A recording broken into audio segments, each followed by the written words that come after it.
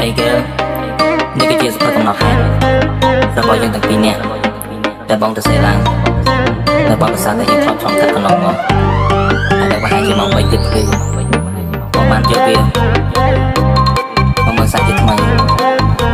ពីមុខបងគិតថាបងគ្រាន់តែជាគ្មានស្រីម្នាក់ទេតែតែអូនអត់ចេះឆ្លងថ្នងបងថាបងទីស្អាត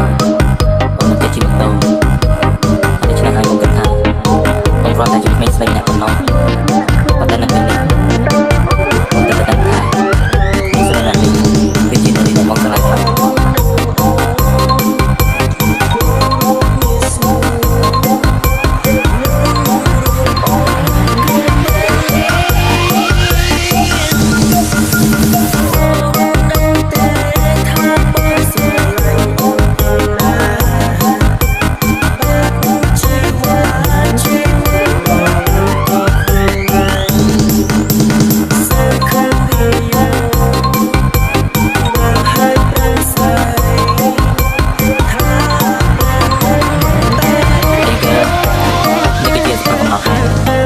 របស់យើងទាំងពីរនាក់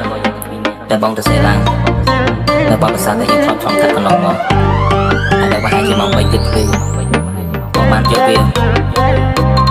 បងមើលសាច់ជាថ្មីពីមុខបងគិតថាបងគ្រាន់តែជាគ្មានស្រីម្នាក់ទេតែតែអូនអត់ចេះឆ្លងថ្នងបងថាបងទីស្អាតបងមិនចេះជីវិតតូចដូច្នេះហើយបងគិតថាបងគ្រាន់តែជាគ្មានស្រីម្នាក់ប៉ុណ្ណោះប៉ុន្តែនៅពេល